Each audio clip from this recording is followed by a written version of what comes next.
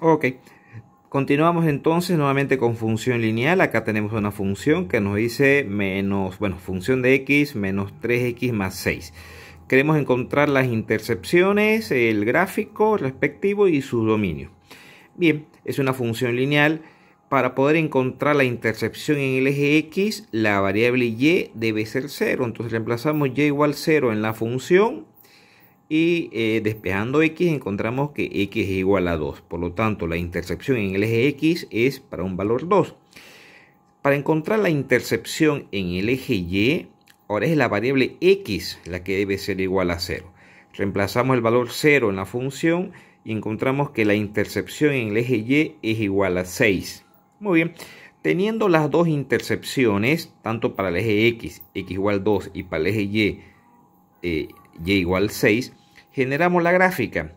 Bueno, x igual 2, aquí estaría la intercepción en el eje x y la intercepción en el eje y en el punto 6.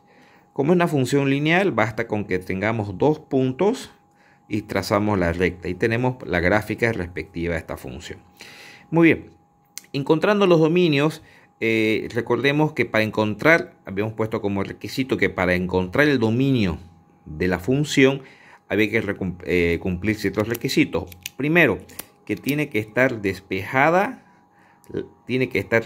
la función, la variable y. Y analizamos x. ¿Qué analizamos en x? Si está sujeta a alguna restricción. ¿Cuáles eran? Si x está dentro de una raíz par, no es el caso. Si está dentro de un logaritmo, tampoco. Si está en el denominador, tampoco. Y si había una expresión trigonométrica, tampoco. Si no hay ninguna restricción. Por lo que el dominio de la función será entonces todos los números reales o en su defecto de menos infinito más infinito.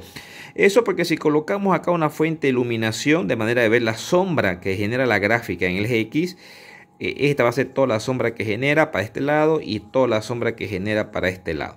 Por lo tanto, de ahí se sale la definición de que el dominio de la función es todos los números reales.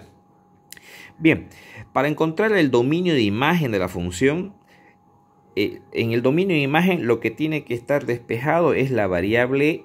Si ustedes recuerdan, para el dominio de imagen, en un anterior video lo vimos, tiene que estar despejada la variable x y lo que se analiza es la variable y. Bien, aquí tenemos despejada la variable x, pero en el dominio de imagen lo que analizamos es la variable y. Entonces la variable y vemos si es que está sujeta a una restricción, no está dentro de una raíz par, no está tampoco dentro de un logaritmo, no está en el denominador, ni tampoco hay una función trigonométrica en las cuales en algunos casos se presentan ciertas restricciones. Bien, no hay ninguna de las cuatro restricciones, por lo tanto el dominio de imagen de la función es todos los números reales o en su defecto de menos infinito a más infinito. Eso en la gráfica lo podríamos explicar de la siguiente manera. Habíamos definido que el dominio de imagen es todos los valores que puede tomar la variable y. Estoy hablando del dominio de imagen. O la sombra que genera la gráfica en el eje y. Si colocamos una fuente de iluminación acá, la sombra que genera en el eje y, partiendo de este punto, genera sombra en el eje y hasta el infinito positivo. Si la fuente de iluminación la colocamos a este lado y proyectamos la luz de manera que genere sombra en el eje y, la sombra que genera también es hasta el infinito. Por lo tanto, hay sombra desde el menos infinito hasta el más infinito, por decirlo así.